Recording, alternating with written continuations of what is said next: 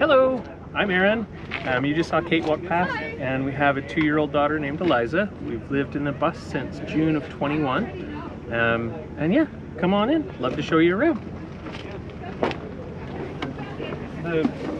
The bus is a 2007 Thomas.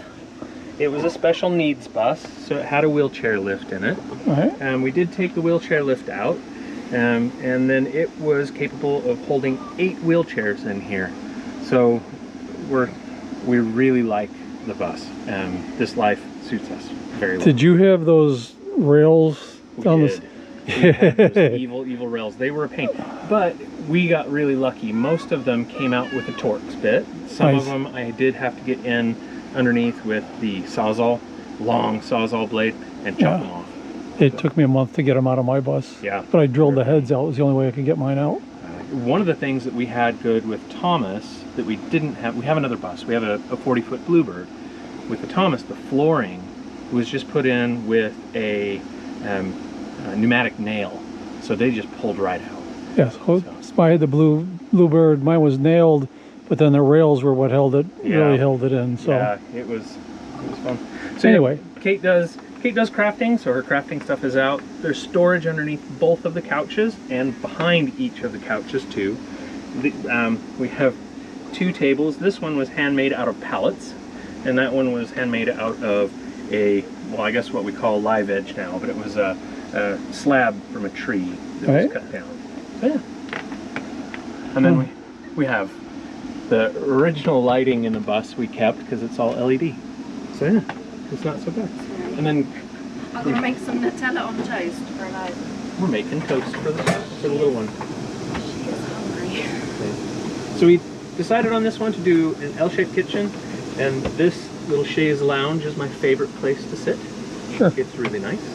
And then this is the thing that we've had in here the longest, the refrigerator. It's been in here since we bought the bus.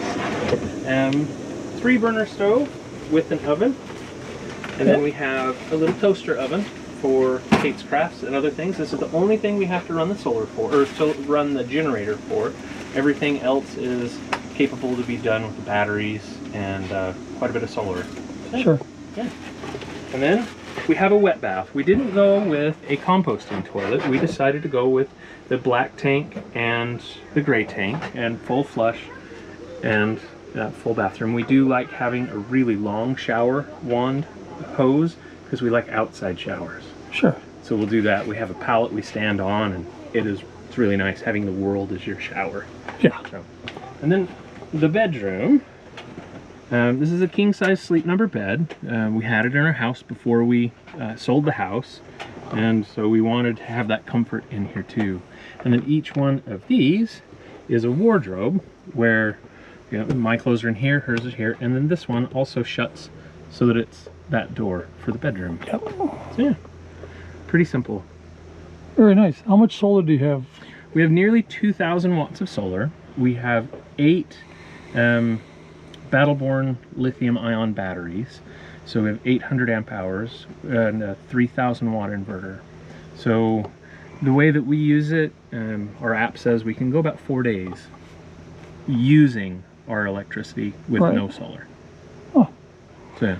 Very nice. Yeah, we're charging, it's getting down to about 80% at night, and then we're charging back up to a full 100% before noon. Yeah.